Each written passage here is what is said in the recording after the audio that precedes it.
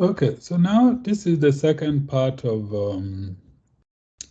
the final lecture, and this is about the Honda-Thé theorem, which we are now going to prove. So first, I'm going to start by stating the theorem. So one would be the statement of the theorem.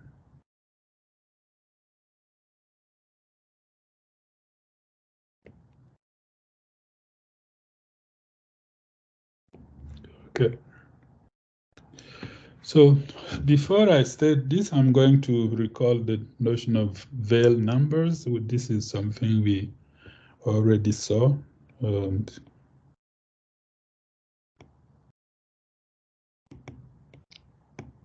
So the first thing is that you fix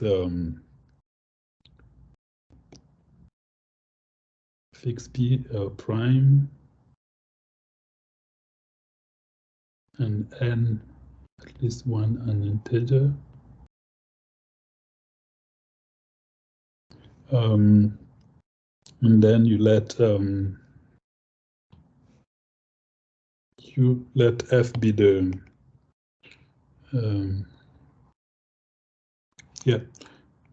q is p to the n, and we let f be a field of characteristic 0.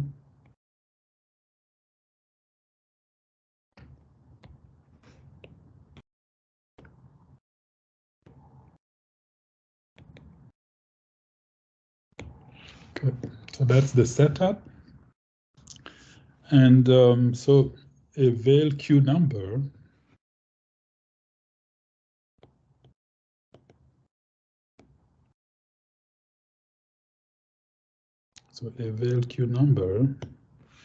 is an algebraic integer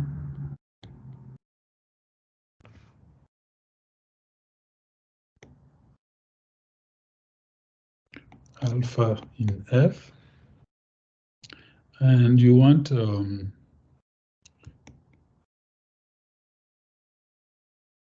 if you look at it, Q it Q bar conjugate.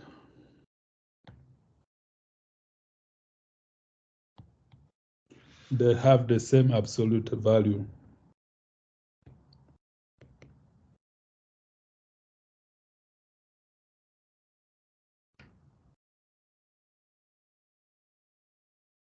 So we saw, and which is in this case, square root of Q. So Q to the 1/2. So we saw these numbers in quite a few instances already when we saw the zeta function of an algebraic variety or that of a curve. So these numbers appear in that setting. So now we are going to let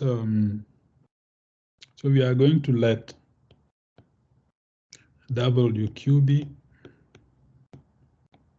this is the set of conjugacy class set of conjugacy classes of Veil Q number.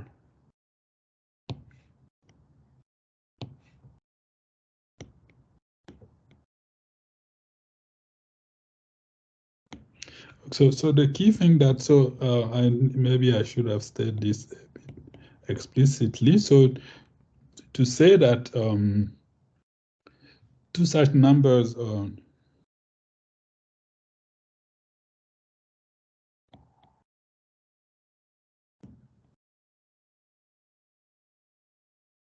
two Veil numbers are conjugate.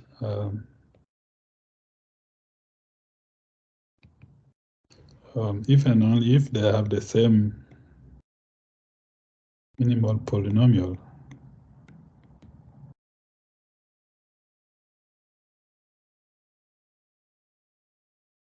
Right, that's the only way they can be conjugate by the Galois action of polynomial. That's the only way they can be conjugate by the action of the Galois group. Okay. So, so the theorem that we are going to prove today is basically conjugacy classes of Weyl numbers determine isogenic classes of Abelian varieties over any finite field. So this is the main theorem that we want to prove. And so, as the name suggests, it's the theorem due to Honda and Tate. So we fix, we let K be a finite field.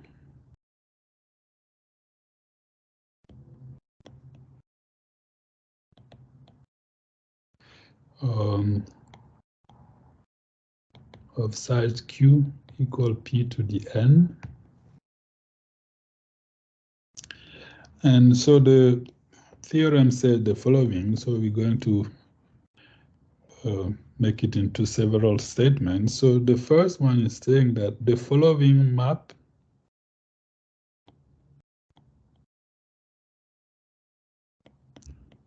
is a bijection.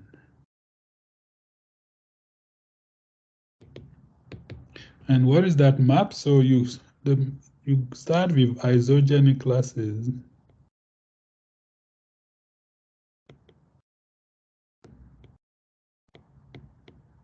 of simple Abelian varieties over, so simple Abelian variety over K.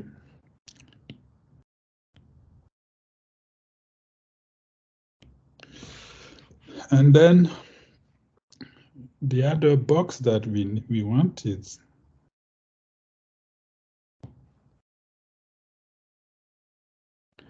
so here we have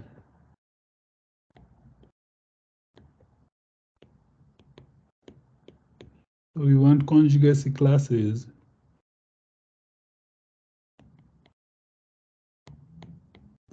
of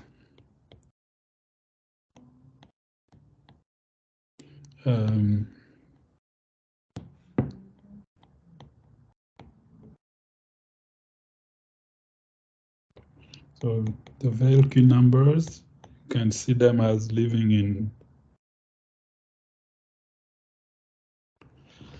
in pi. And then the map that we want is that if I have an Abelian variety here, I map it to its Frobenius endomorphism. So remember, this is an element of the endomorphism ring, and we saw that it's an algebraic integer. We saw that its characteristic polynomial has integer coefficients, and so this is, and we already proved that this is a Weyl number. Maybe we didn't give it the name explicitly, but if you go back and you look at all the stuff we did, then you would see that we did, in fact, show that it was a Weyl number. So that's the first part of the statement. The second part kind of make this one a bit more precise. So it says the following. So it basically gives you a recipe on how to recover the Abelian variety from pi and vice versa. So let A be a K-simple. So this is a K-simple Abelian variety.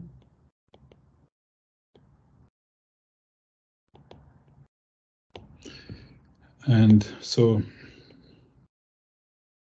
then we let D be the endomorphism algebra of A over K. We let F be the field generated by the Frobenius endomorphism. Recall that this is the pi A is how we call the Frobenius.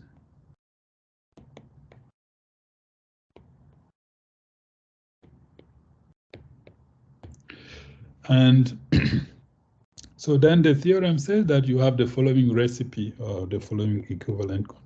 Then we have the following.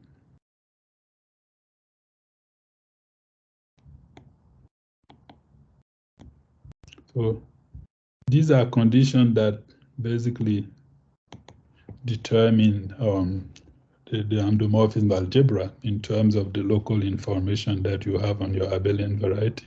So the first thing is that D is a totally definite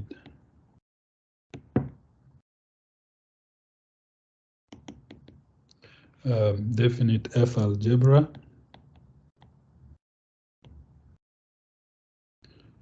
and whose center is, as you might suspect, the center is F. So the subfield generated by the Frobenius endomorphisms. So that's the first part. The second part says that the dimension, 2 times the dimension of the Abelian variety A is the square root of the degree of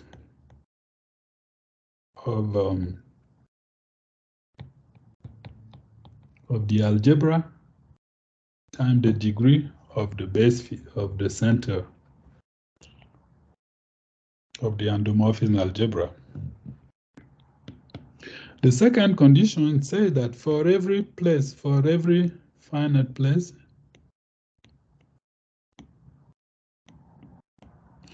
so every finite place V that doesn't divide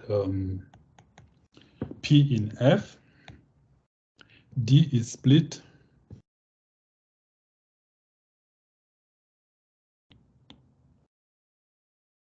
at V. And the last condition says that if, on the other hand, you have a finite place, which it's the other way around. So if you have a finite place V, which divide P, then the local invariant of the quaternion algebra, or sorry, the division algebra, is given by taking the valuation of pi divided by the valuation of the size of the field times the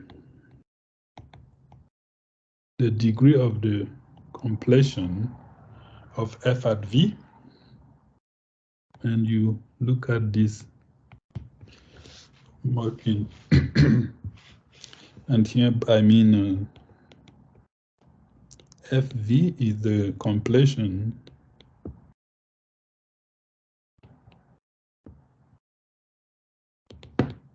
of F at V. So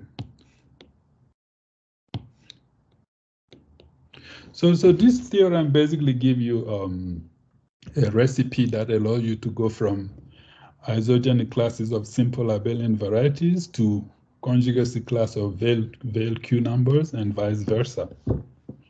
And so basically all the stuff that we did in the last 6 weeks kind of build up to proving this result. And it's quite a really nice theorem. So before we prove this theorem, let's see some example which kind of to maybe illustrate the theory in some sense, I would say.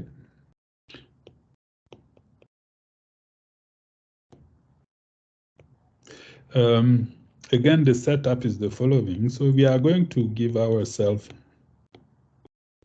a veil Q number. Let me remind you that this is the setup we have. Okay, this is pi, just to make sure that you can read my handwriting. And So the example that we are going to see, basically the example will be guided by what we already saw in the Albert classification theorem about the endomorphism algebras of an abelian variety. So motivated by that classification, I'm going to start by looking at what we have in the totally real case, right?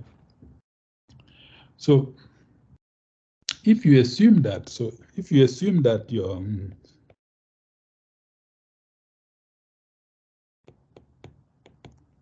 we just saw that F is the field generated by the Frobenius endomorphism. So if you assume that this has a real place, right, then automatically the Albert classification,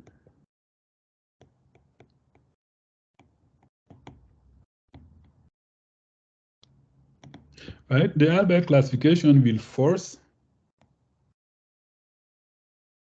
your field F to be totally real.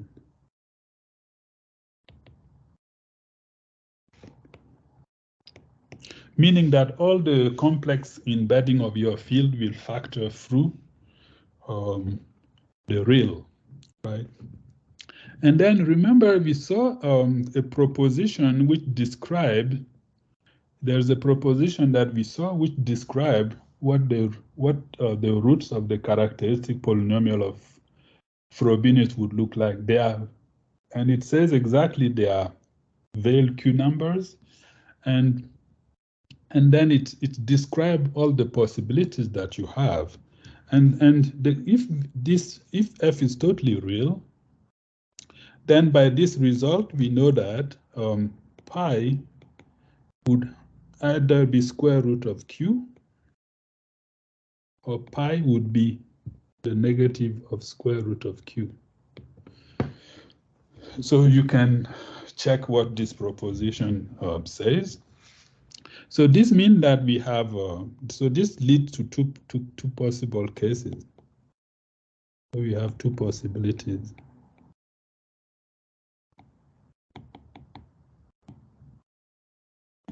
Again, the good thing is that in your note, you have the precise reference. So you can look at your note and you would see what theorem I'm talking about.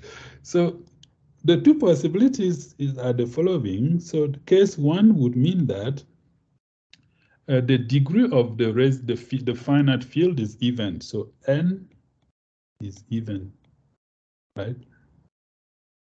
So if n is even, then, right, so you see n even would imply that pi, which is equal to the square root of, so pi in this case is either the square root or it's negative. It would be the square root of p to the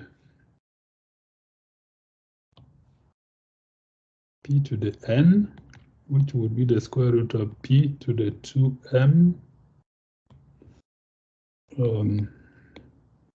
where n is equal to m, right? And so pi would basically be plus or minus p to the m, right? And this belongs to Q, meaning that your field F in that case would be Q if n is even, right? And now if you look at the local condition we have, so the local condition has a number in your note. Here I'm going to call it star.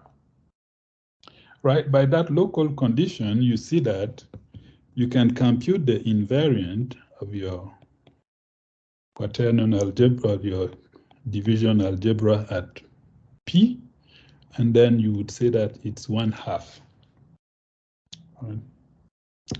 And what that means is, it would mean that D is, so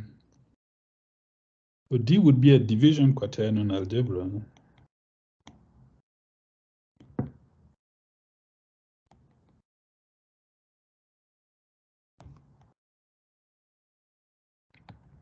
And the 1/2 mean that it ramified,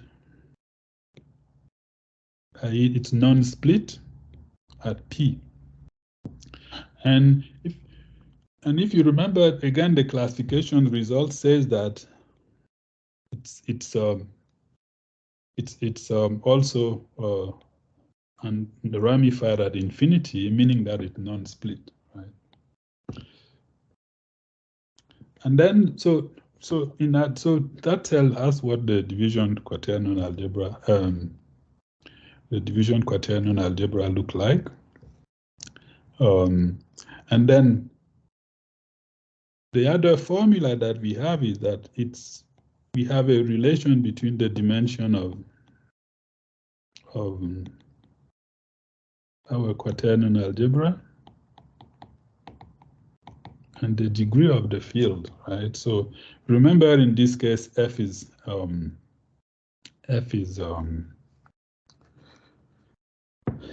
Q. So this would basically be square root of 4, meaning that this is 2, and this would imply that the dimension of A is equal 1, right? So in that case, you know that you have a one-dimensional Abelian variety. So in other words, this means that it's an elliptic curve, and this type of elliptic curve are what we call supersingular elliptic curve. So we call such elliptic curve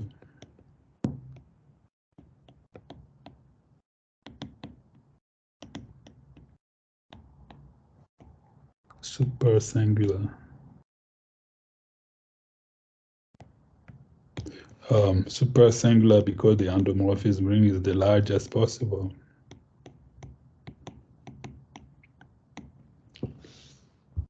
Okay. And the next thing that you can see that the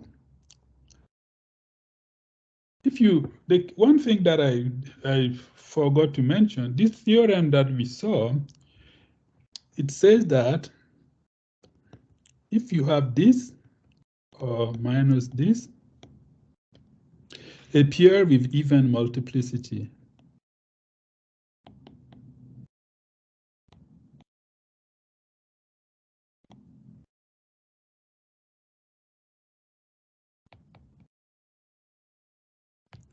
right? And that's very key. So what that means is that if I look at the characteristic polynomial of my Abelian variety, first of all, I know that it's a polynomial with integer coefficient. And I know that the roots, each root has to be an even root. So then it tells you that the only possibilities for your polynomial to have even root is that it would be of this form. So p to the n over 2, the square. So I guess this is, if you write it in terms of q, this is simply what I'm saying. So this would be the only possibility for your characteristic polynomial. And you see all this information is derived by using the Albert classification theorem and the description that we have in this theorem. Right, so that's the case when n is even. And what about the case when n is odd? The degree of the residue field. So the case 2 is n odd. Right? So in that case, remember f is q square root of q. And if n is odd, then you see that this would be the same as the field generated by square root of p. Right? And so what that means that f is a real quadratic field.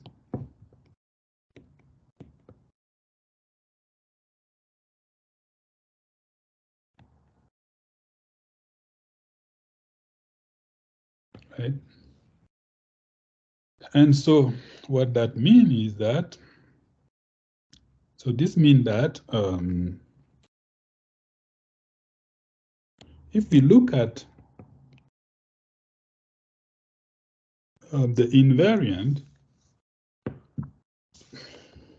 of our algebra at each of those real places, it will be 1/2. Right? So our quadratic field has 2 real places, and at each of those real places, the invariant would be 1/2, right? And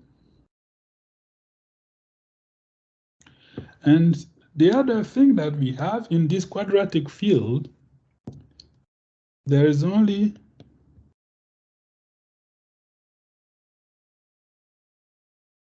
one place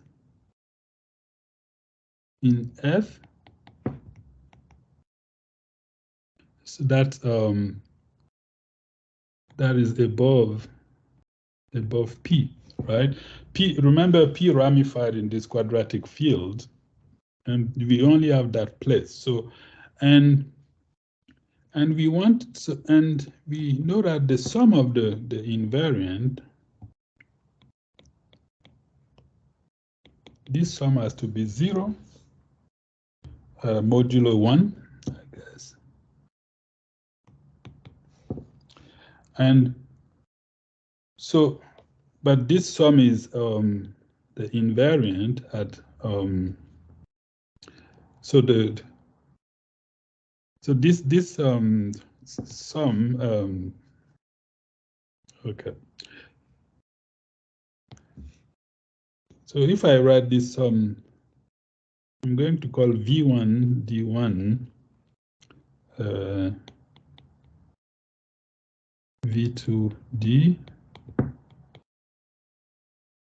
VP D equals 0. So the V1 and the V2 divide infinity, and VP divide P. And you see, so because the 1/2 and 1/2 give us this, so this would imply that the inv VP of D is equal to 0. And so what that means is that the quaternion algebra, so the algebra, the division algebra,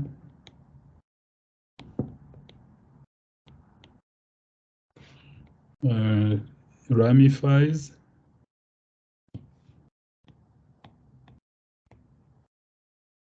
at V dividing infinity only. And so basically what this means that D is a totally definite quaternion algebra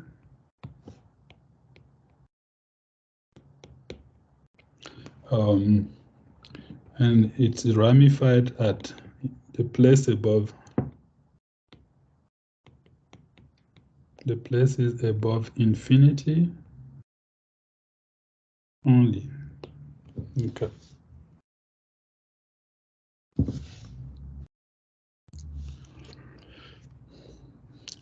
And so now this gives us the definition of the quaternion algebra. And from this we also get the dimension that this is a two-dimensional. Using the dimension formula in the statement of the theorem, you would see that you get an abelian variety of dimension 2. And you can read off the characteristic polynomial from this information, right? So the characteristic polynomial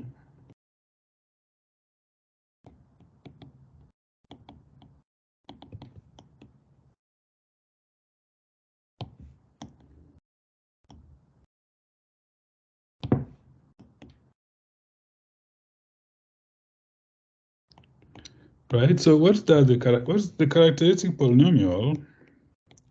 What does it look like? So we know that each root would have to be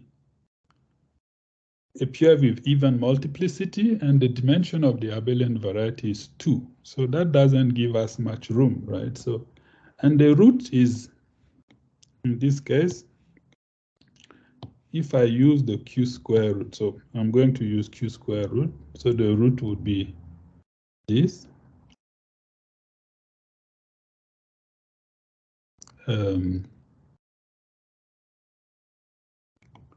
But because I need even multiplicity, it has to be this, right? So, so what that means is that I'll have that my polynomial is x square minus q to the square, and then I can write this g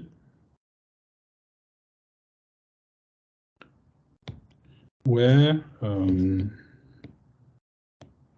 the polynomial of g of x is x squared minus q, right? And you see, this look like what we just proved in the first case, right? So, right? So now if I let k prime over k be the unique quadratic extension, so this is the unique quadratic extension of my finite field,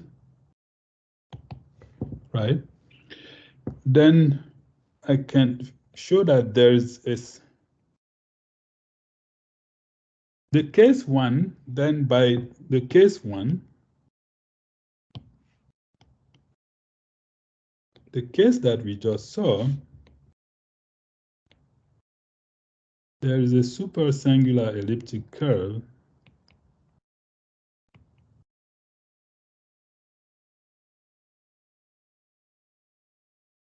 I'm going to call this A prime, and this A prime is defined over K prime such that, right, the characteristic polynomial of Frobenius for that is the polynomial G, right? Because we just saw that if you have a super singular elliptic curve, then the polynomial will be x squared minus q, where q is the size of the field, right? And now what that tells us is that you can actually, so it means that you can actually relate, this super singular elliptic curve to the abelian surface A we have over. So we can show that. So if you don't know this technical part, that's okay. So we can show that A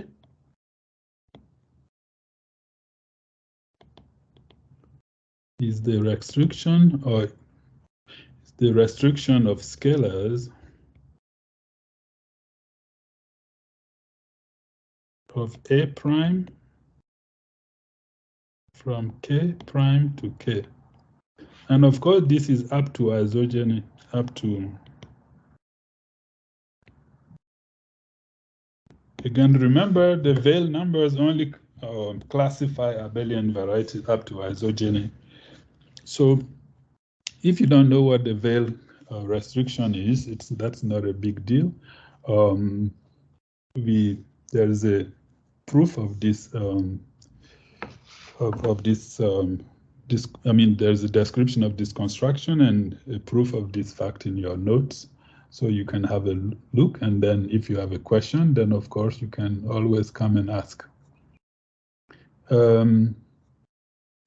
Yeah, so that gives us the totally real case. For the totally imaginary case, there is a similar analysis. So the totally imaginary case,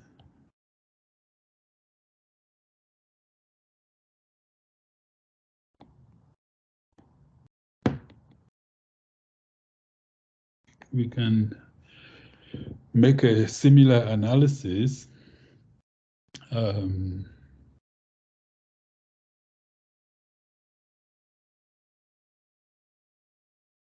Yeah. Again, this analysis basically uses the theorem that we saw about that theorem that described the roots of the characteristic polynomial of the characteristic polynomial of Frobenius. Sorry. So so we know that pi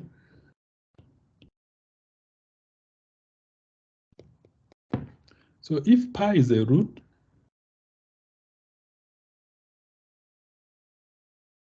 if pi is a root of Fa, imply that pi bar, which is pi divided by q, is also a root. Right, so this is it's a theorem that we saw. So if we are in this case, then what I'm going to do, I'm going to set F0 to be the field I get by the field that is generated by pi plus pi bar, which is the field generated by pi plus pi over q, right? And you see this F0 is a totally real field.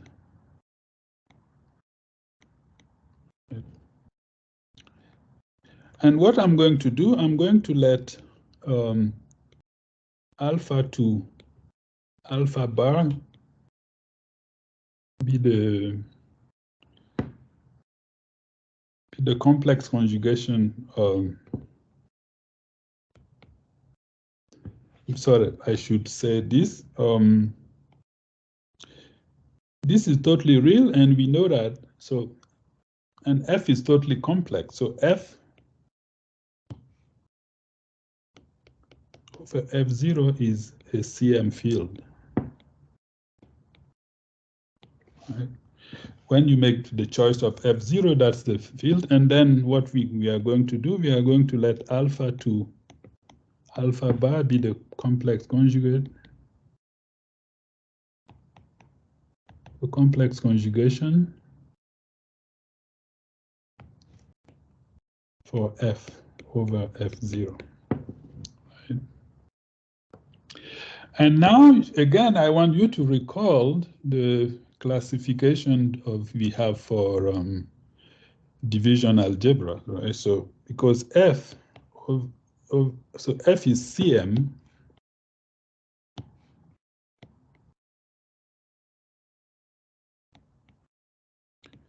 this means that this algebra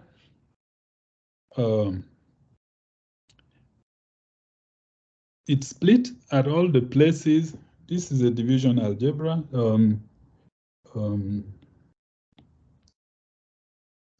This split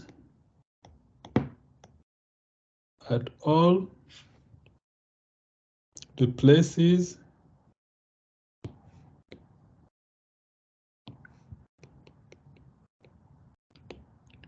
that do not divide P, right? Remember, if because you have a complex, you have a CM field, so the quaternion, the division algebra will be split at all the infinite places. And the theorems tell you also that by construction, it would have to be split at all the finite prime that do not divide P. So putting all that together, then you get this statement. And now, so the next thing that we want to do, we want to look at what happened at the places that divide P, right? Now, the key thing in that case, if I take V dividing P, then we would have that pi time its conjugate is equal to Q, right? And so what that means is if I take the valuation of pi time pi bar, that would be the valuation of pi plus the valuation of pi bar. This would be the valuation of Q, right? And now, what does this tell us about? Now, the key thing that you want to observe is that we have the following.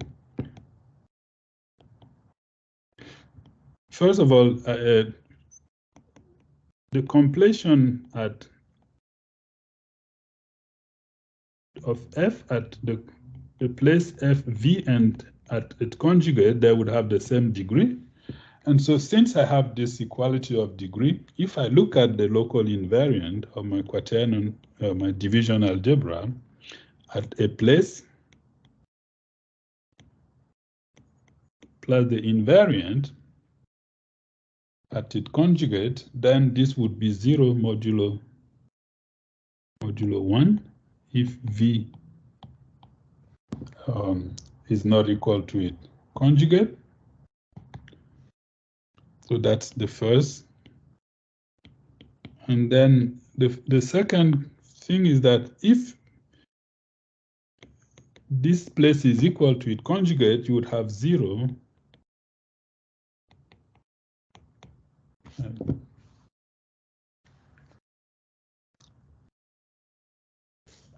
And we see that we can use this to make some inference about the structure of our division algebra. So let if v and fv be the inertia and the residue degree.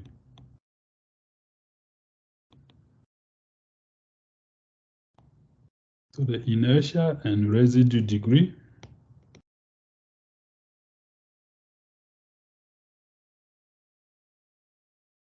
at this place, right?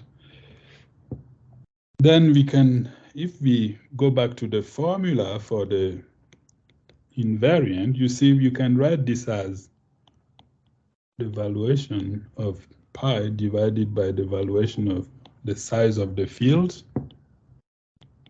times the degree of the of the completion. And this would be, we can rewrite this in terms of those local invariant that we just wrote down. So we know that the residue degree is the inertia degree times the residue degree. And so what this means is that this is the valuation of Frobenius times the inertia degree times the residue degree divided by n, right? The valuation of Q at its n, right?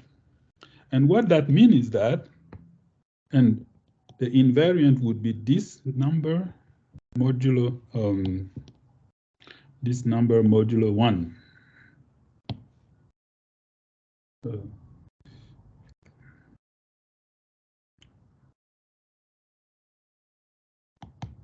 Okay, and so what that means is that, you see, if n divide this product, the valuation of pi times the residue degree, then you see this would mean that for all places, it would mean that for all the places that divide P, D is split at V.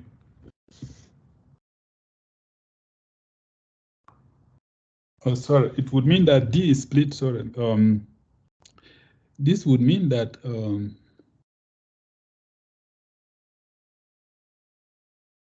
yeah, sorry, this is correct. And so what this means is that, it means that because we already know that D split are all the other places, the places that don't divide P, and now we know that D split are all the places that divide P. This would mean that D splits everywhere. right? And this is only possible if D is a CM field, meaning that D is commutative.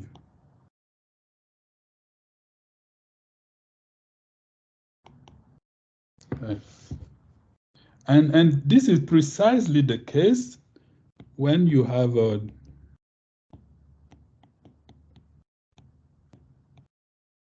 so precisely the case when the field is just the prime field F, right? Because in that case, n is equal to 1. So this condition that we have is trivially satisfied. Right. So this basically gives us the description of the endomorphism ring in those. And these are basically most all the possibilities that you can have. Okay, so that was a fun exercise, and now we are going to turn to the proof of the theorem. So first we are going to start by the proof of uniqueness.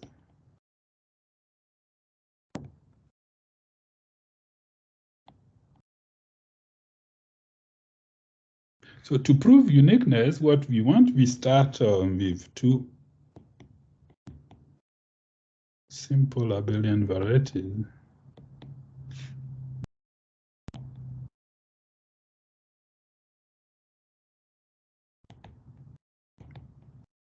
So we start with two simple Abelian varieties over K, and then we assume that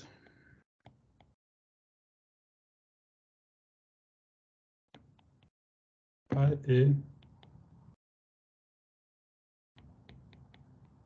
and pi B are conjugate, right?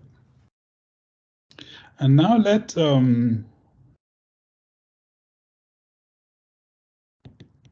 FAFB be the characteristic polynomial, be the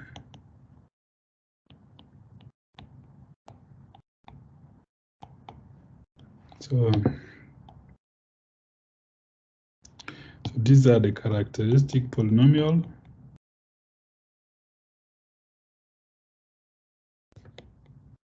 of pi A and pi B respectively, right? Right, and so then we know that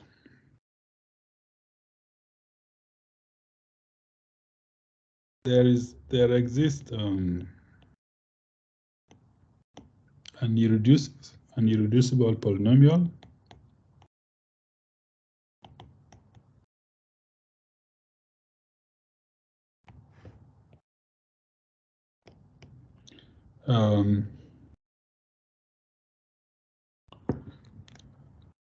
I'm going to call this polynomial H, and R and S integers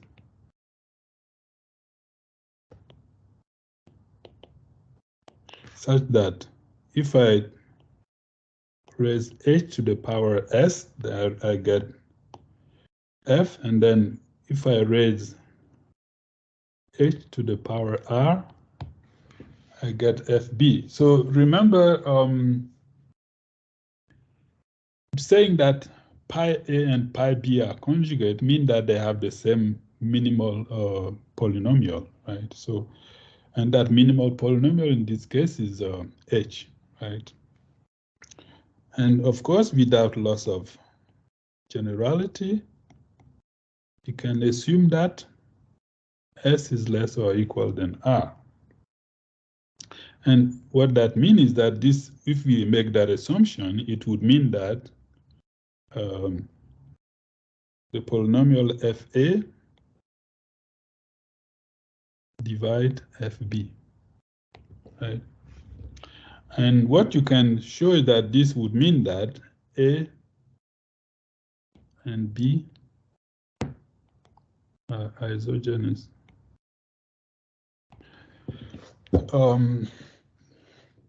So this is not very hard to prove, and I gave some reference for the proof in in the notes and also in the appendix.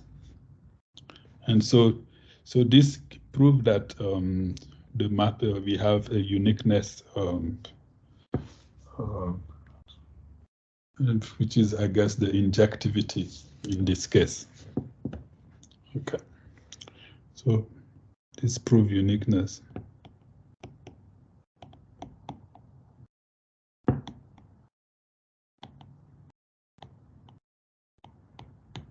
Okay.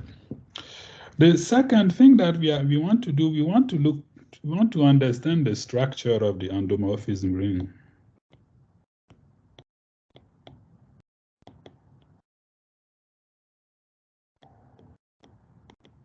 Remember this, we call this D. Okay. And so we already did most of the hard work in this case, right? So let GK be the Galois group of K bar over K. And now recall the Tate isogeny theorem.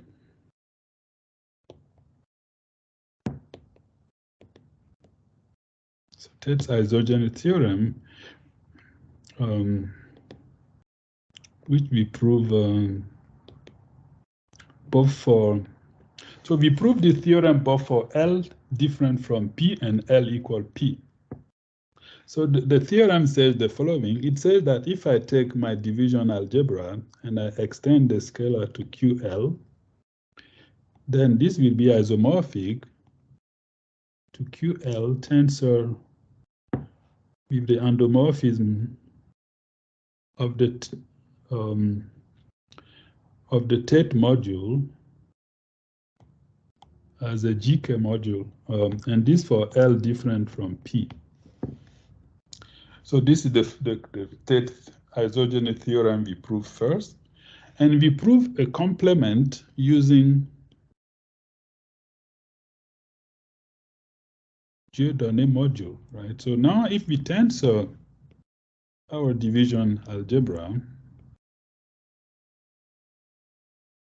with QP, now what we proved was that we get that this is isomorphic to the endomorphism ring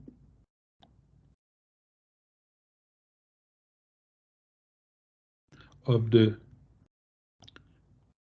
Tate module at P, but as a Dieudonné module. And so this for L equal P, right? So we proved this last time. And now,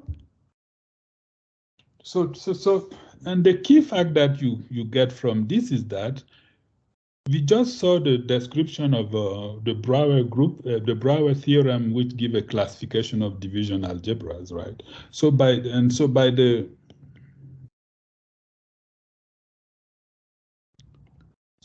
classification theorem of division algebras, in terms of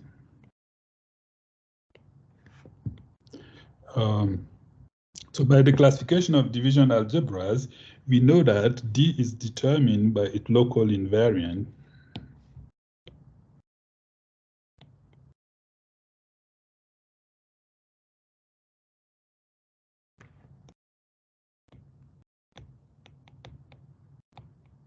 Right? So that's the theorem and the remark that I showed you in the first part of this lecture, right?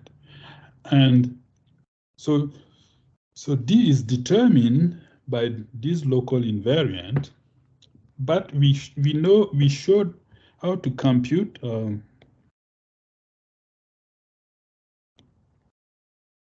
we saw how to compute those invariant.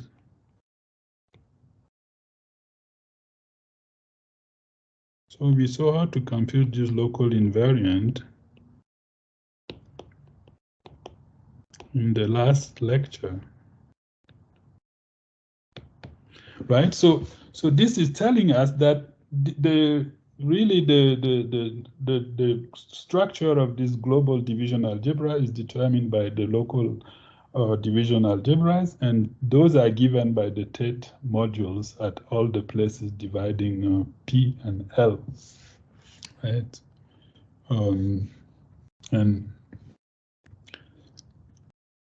And so then we completely understand that structure.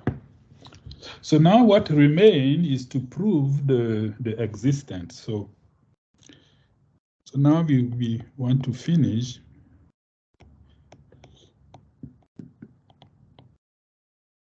by proving the existence.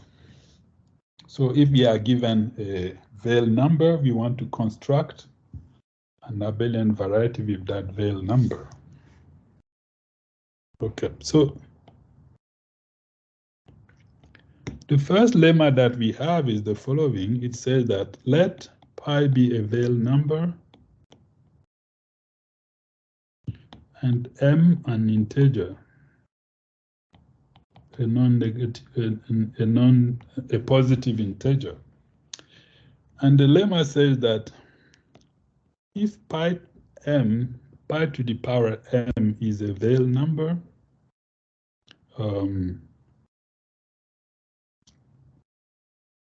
if this is so okay, I'm going to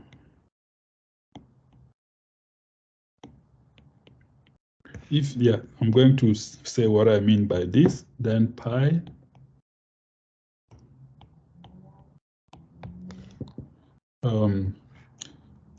so here, by that I mean the conjugacy class of Veil numbers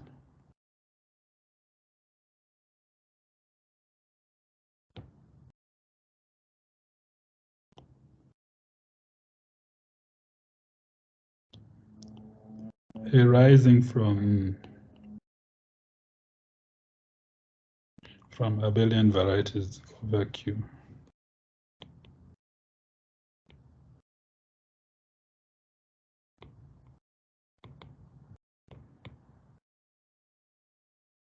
Right, so the lemma says if I have a Veil number and I know that some power of it arrived from an Abelian variety, then pi itself will arrive from an Abelian variety. So that's the content of this first lemma. And the proof is really not that hard. So but because we kind of running out of time, I'm going to leave this to you. But again, the proof is in the lecture note, and so you can have a look. And if you have any question, then you can ask me. The second lemma that we are going to need is also not that hard to prove. So it says that there exists a CM field E, which is contained in D. So, okay, let me write this better. So it's a CM field containing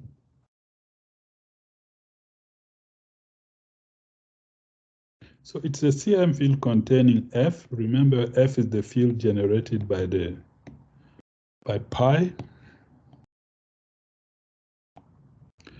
And such that that field splits D.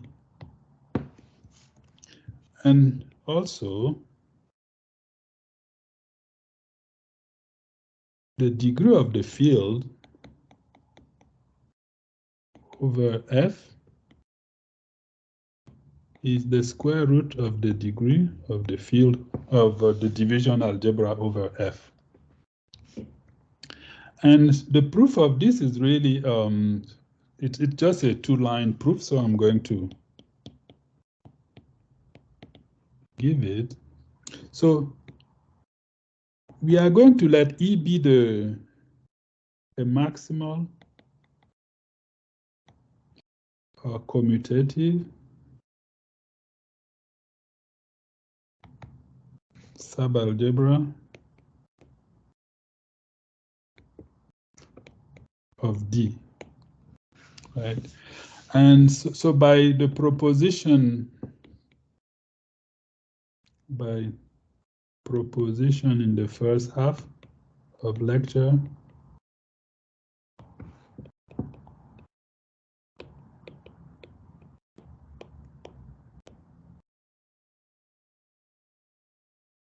so by proposition first half of lecture,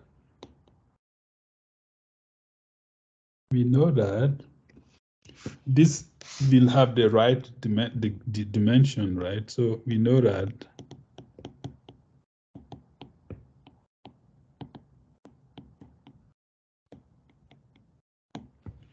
and this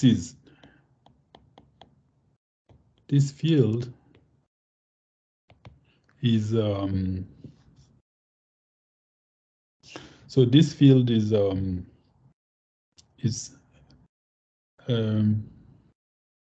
yeah, so sorry, this field splits from what we saw. This field split, it split D, right? But D is totally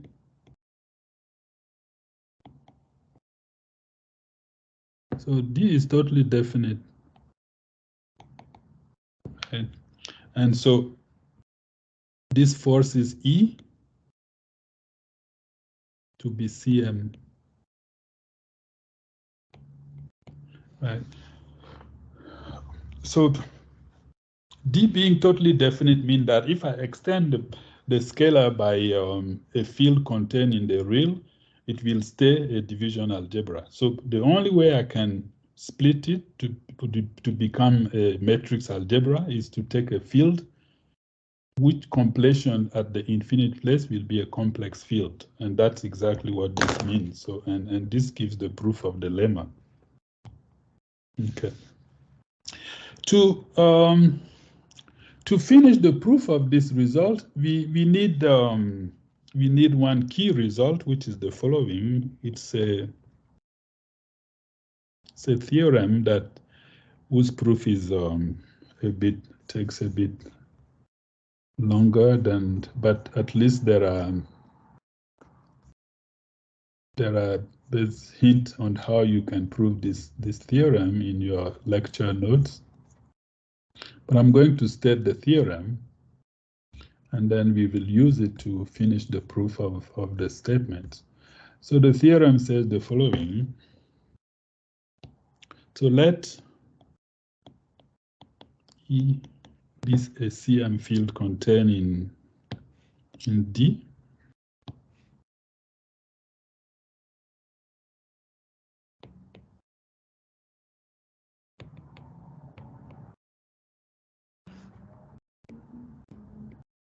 And you want this, it splits D. Then there exists,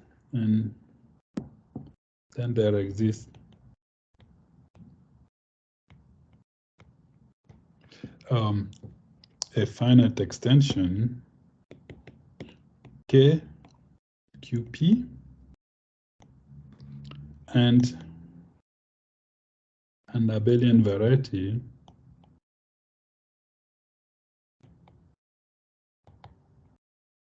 so you have an Abelian variety A over K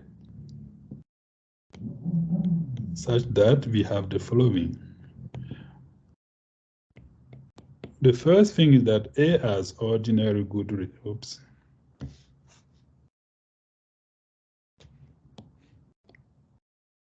So the thing is A has ordinary good reduction as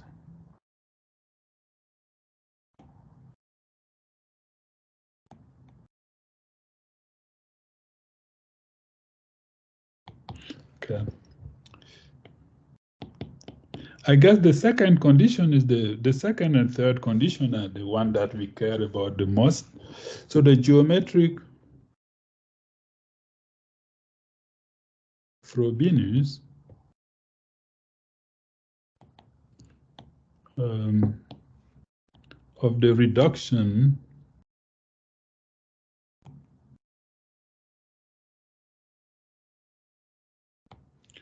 of A is conjugate to a power of pi m of pi, where this is an integer, right? And so the third condition is that the degree of the field M is twice the dimension of the abelian variety A. And I guess this theorem is really the key ingredient in proving the last part of our theorem. And again, in the notes, there are really enough detail for you to complete, to understand the main ideas of the proof. And now we want to use this to prove that if we give ourselves any pi, which is a Veil number, then there will be an abelian varieties with that Veil number, right? So the one of the first lemma we prove. So the first lemma we prove, we can use this to choose a CM field E, which splits D. So we can use that lemma, and then by the theorem,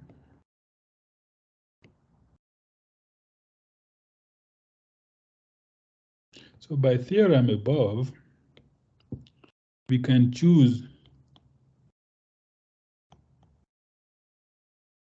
K over EP, and we can choose B over K with CM by E, such that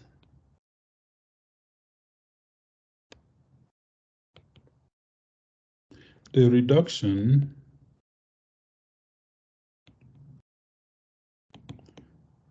B0 of B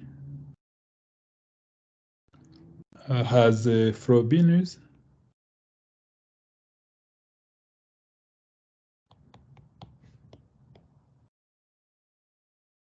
so the Frobenius endomorphism pi 0, and this is conjugate to a power of pi, our pi.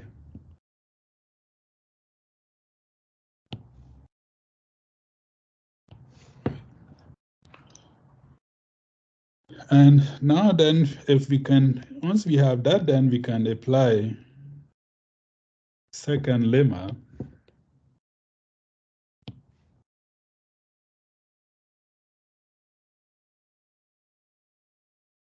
to show that,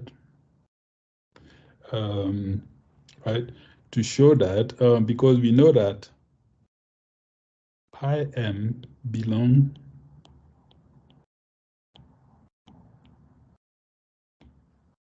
this would imply that pi belong. Okay. So really the key input in proving this theorem is that is the theorem which constructs the CM abelian variety. That's really the key ingredient. And the proof of this is quite beautiful. So I encourage you to have a look at the lecture note and the references that are in there. And if you have any question, of course, I'm going to be happy to answer those questions.